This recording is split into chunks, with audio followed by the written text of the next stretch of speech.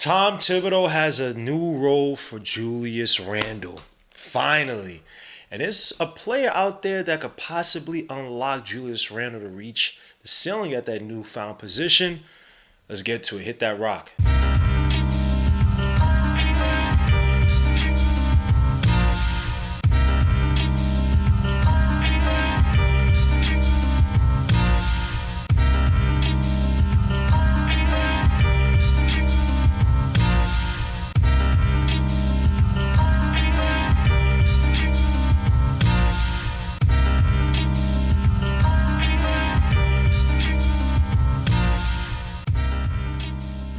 So Tom Thibodeau has a new role for Julius Randle.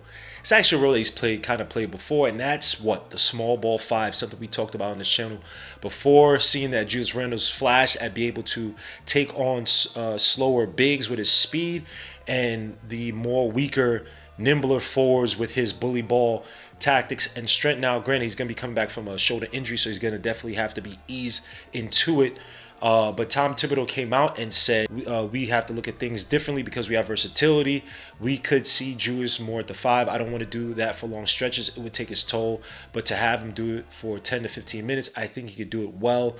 Tibbs went on to state Julius is adapt to whatever challenges he's faced. Thibodeau said 4 years ago he had a monster season and we didn't have the shooting that we have, so the floor is going to be open more. We got a glimpse of that in January. He's enjoyed a lot of success. He's been a big part of winning the last few years in New York. It's a nice ringing endorsement, from Tom Thibodeau, showing that he trusts this player, a guy that he even drafted, a guy that I think that he's seeing as, I don't want to say downtrodden. The guy's making $30 million, but a guy who's in a weird space. We talked about this before. A guy who's coming back from injury is going to have to find a way to fit on a team that has championship aspirations. Obviously having Jalen Brunson here, but new additions in Mikal Bridges, OG Anunoby here for resign here, and how the Knicks played in the playoffs last year. Obviously, it's mostly the defense really that kind of stung us, obviously with the injuries, but it was mostly the defense that hurt us. The offense was not a problem, and it was an offense that many say that I can envision without Julius Randle. Now he's already come out and said that he's trying to come back to fit and do whatever the team needs of him, which is beautiful to see. But for Tom Thibodeau to play him at a small ball five, I actually think it does him well in terms of allowing him to complement the players, the starting players, play a little more defense, but rebound better, pass out a lot quicker, pass out from different entry points, or not entry, but different vantage points, on a court, something that Isaiah Hartenstein did so well. So that means that Randle just can't sit up there and try to bully his way into the low block and then kick it out. And then on the meanwhile, when doing that, he has that in the starting lineup, and then when the lineup staggers, play more with the bench, Brunson could still a little bit more, and you allow Randle to go back to bully ball Randle, eating in the paint. Now, granted, the shoulder injury is definitely going to be a major deterrent for him to do it as quickly as some expect him to do it to start the season, because again, the shoulder injury, he's also had the ankle injuries from last year. His body's kind of breaking down a little bit, so you're going to have to ease him into that role. But Julius Randle playing the small ball five definitely could help not just the Knicks, but also help his numbers this season. Now, last year and even the year before that, Randle didn't really play a lot of so-called small ball five. Last year, when you look at some of the statistics, according to Clean the Glass, he only had about 28 possessions last year where he played a five. Now, it's too small a sample size, but just to give a little tidbit on that, the Knicks offense ranked in 100th percentile, where they average 142.9 points per 100 possessions.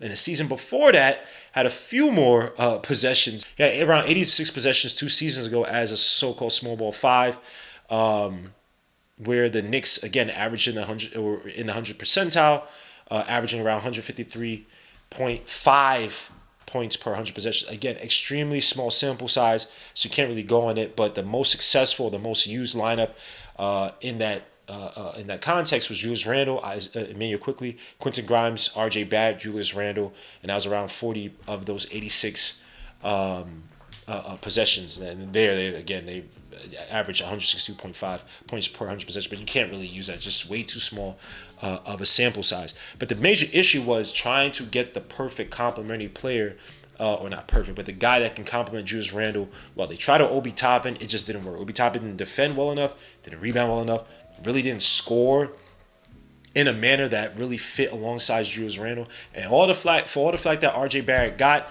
like I said, those numbers, RJ Barrett actually put up some solid numbers in those small possessions with Julius Randle. But remember, this is the same RJ Barrett that also went on that ridiculous hot streak before he got the migraines last year. So again, the name of the game is trying to find a complement for Julius Randle, and not necessarily in the starting lineup per se, even though him and Brunson did start to gel a little bit, him, Brunson, OG, in January.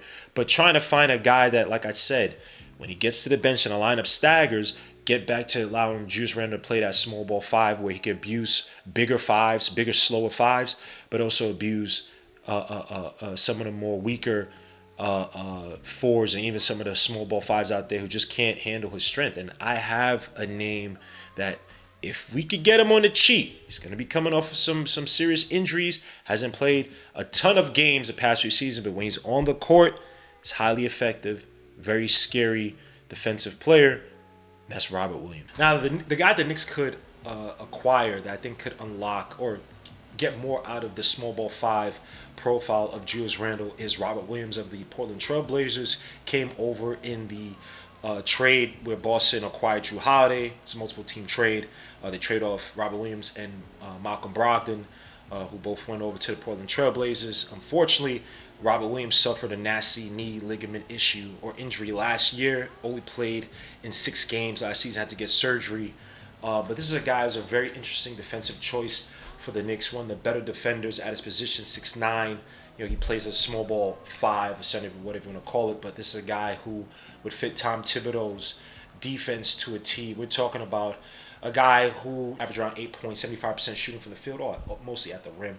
But went on with 8.3 rebounds a game, 1.4 blocks in 23 minutes played in that last season with the Boston Celtics. He was tied for 9th in contested rebounds in all the league, 7th in defensive rebounding, which to me is my barometer. And it's the contested defensive rebound. That's my barometer for how tough you are as a defender, or as a rebounder, excuse me. And mind you, look, because the Knicks rebounding was for these past 4 seasons under Tom Thibodeau, for the most part, they were actually 21st in defensive rebounding last year. But to be fair to Tom Thibodeau's credit, the defense and how they intertwine the philosophy of defending the rim and controlling both ends of the floor, or at least on the defensive side, the Knicks were 6th in fewest putback points per miss. So they, teams didn't really make the Knicks pay when the Knicks couldn't get the rebounds, the defensive rebounds. Now, the thing to like about Robert Williams is obviously his defense. Now, last year, or the year before he got hurt, let's use it last year with the Celtics, he averaged around 8 points a game, from 75% shooting, mostly off the rim. 8.3 rebounds a game, 1.4 blocks in 23 minutes played a night. But you like the fact that he was 9th in contested rebounds. He was also 7th in defensive rebounds contested, that is.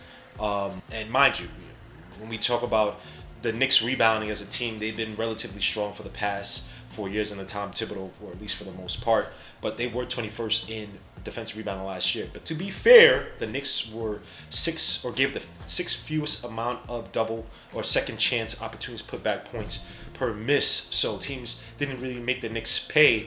But you like the fact that part of Robert Williams' game does cover a deficiency that the Knicks displayed last season. Now, the thing you love about Robert Williams, again, is his defense. We talk about an elite rim defender, a guy who, in his last season with the Celtics, ranked in the 92nd percentile in terms of field goal percentage at the rim, only giving up 44% at the rim. We talk about a guy who could switch on to shooters, wings, guards, play out in space. Now, he's not the greatest up three-point defenders, but he's a guy who can defend in the mid-range, only giving up 34.5% against dribble jumper scorers back in 2022-23.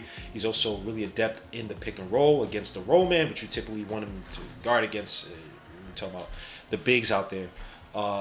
Gave up an impressive 35.1% from the field against the roll man, which is good for the 83rd percentile in the league. And then against the guards, which you can switch on to easy because he's such an agile and good lateral mover, he only gave 38.5% against the pick and roll ball handlers. So we're talking about a guy who could play out in a little bit of space, could play against the bigs, protect the rim, could play probably anywhere from your 1 to certain 5s out there, small ball 5s as well too. So we're talking about a defensive anchor. Look what he did in the playoffs against the Warriors. Now granted, the Celtics got mollywopped because they had Tweedledee and Tweedledum. I'm joking. Jason Tatum and Jaylen Brown are great players. They won the championship this past season, but against those Warriors, how many times they just settling for threes? But anyway, story for another day. Robert Williams is not the issue, at least not defensively. He's a guy who had games where he put up 4 or 5 blocks a game. Granted, he only played 4 games, he got swept. But again, Robert Williams on defense, I mean, he shows out for the big moments. A guy, when you look at his contract, is only making $12.4 million this season, 13.3 the next. But everything you like about him, he just fits Tom Thibodeau's profile to a T. And the thing that I love with the Randle Robert Williams combination is that when you have opposing teams putting out some of their fours out there, Randle could dominate a lot of these fours out there. Like, some of these fours are just basically slightly overgrown wings, right? And Randle could bully them to the basket. If you put your fives on them, Randle could not easy, but beat them with his speed, right? He has decent enough footwork, decent enough shimmy to maneuver around and get past them, right? And so you have to pick your poison. Yes, granted, the space is not going to be the greatest with Randle and Robert Williams, but Randle's proven that he can make it work with centers who don't space well. See what he's done with Mitchell Robinson, right? And yes, Randle's offense has kind of been, I don't know if you call it an evolution, but these like weird ebbs and flows, right? There are times when, 2 seasons ago, he was a 3-point guy near the end of the season. Last year, December, November, he turned more into a player who was going to operate inside the paint. He did it effectively, kind of moved away from that heavy 3-point shooting in the early of games, a method that Tom Thibodeau's kind of put him through. So Randle's kind of had this, these weird ebbs and flows with his offense with the Knicks, but he's shown that he has the ability at the very least to kind of adapt if he's willing to, right? If he's willing to buy in. He said, hey, that he will do anything to help this team win. So to me, again, it comes down to when the starters are in the lineup, Randle's going to defend a little bit better. If he could just give me 75% of what he did against the Nuggets 2 seasons ago. But if Randle could defend better, continue to facilitate, rebound, more contested rebounds would be nice. In the starting lineups, when the lineup's staggering, you have Robert Williams in there. Old school Randle, bully ball Randle. Also play more pick and roll because you're going to have a lot of smaller guards in those staggered lineups. You're going to have guys like Deuce McBride, guys like Cameron Payne, guys like Dante Vincenzo, even Josh Hart. Operate that pick and roll. Be a complement. Be a screen and complement for these smaller guards coming off the bench. Help the offense become a lot more effective. We've seen the numbers. Dante Vincenzo is a solid pick and roll scorer. Guys like Miles McBride could definitely use that space off of screens because he's not a guy who's going to really create ISO. You've seen him kind of get, I don't say flustered, but kind of stuck at times last year. So with Randle, I think the possibilities, now that you have a defensive anchor to protect him, to do all the dirty work for him, he can conserve his energy on the offensive end. Robert Williams, I just think he'd be, if healthy, will be a nice plus for Randle to truly find his offensive ceiling with this Knicks team that's on a championship level run. But the negatives are there with your man, Robert Williams.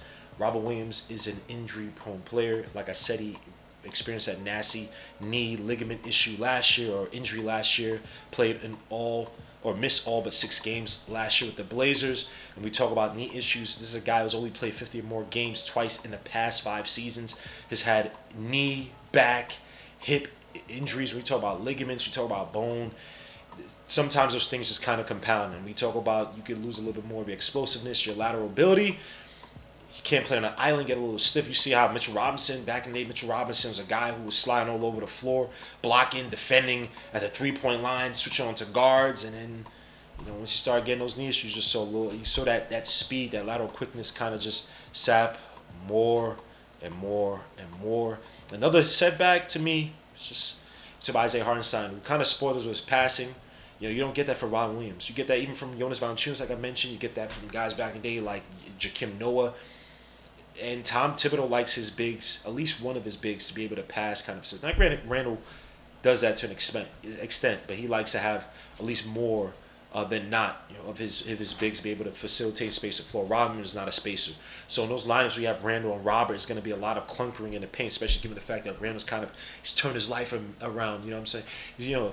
You're a Muslim now. No more dope games. I'm sorry, I just had to do some Tupac. But Randle's changed his life to not shooting as many threes, at least last year in November, December, and January. As a guy who's kind of now he's realized his strengths and works a little more complementary to Brunson. And even when Brunson's out and Randle and Robert Williams are in, those lineups stagger, you just have a little bit of clunkish spacing in the paint. So it's tough. Even when you look at what the Celtics did, the Celtics were number 3 in defensive rating, I believe, in Robert Williams last year. You know what they were the year after that? Number 3. Granted, they got Drew Holiday, who's a great defender, and then you have KP, who I know Knicks fans despise him, but KP is actually a very good rim defender when he's healthy. And so there are a lot of things that you like about Robin Williams. I wonder if people are going to see, okay, is this redundancy with Mitchell Robinson? You need somebody to be healthy. And the reason why granted he had the Achilles issues last year, why he's so valuable, so was because he was healthy. Mitch Robinson just misses a lot of games. I'm sorry. I love Mitch Robinson, but he's injury prone. You're going to get another guy who's coming off an injury, 26 years old. He's still relatively young, but in basketball years it's different. You're going to acquire another guy who's injury prone, who lost a little bit of that explosiveness that made him one of the better defenders in the league 2 seasons ago. It's tough. One of the harder aspects of this trade is making it work, right? So Robin Williams is making around $12.7 million a year. The Knicks are above the first apron, so we can only take back 100% of the money that we're sending out. We're going to have to send about 4 players. That would entail Kata Job, Cameron Payne, Jericho Sims, as well as Pressure Achua. And we're going to have to entice him with some picks. Now, we have some protected picks. Washington. We also have Detroit, which I believe Detroit's protected 1 through 15. Washington's protected 1 through 10, I believe. And I don't think that the Blazers gonna have a crazy amount of leverage. Yes, he is cheap. But he's also injury prone. He's come off a brutal knee injury.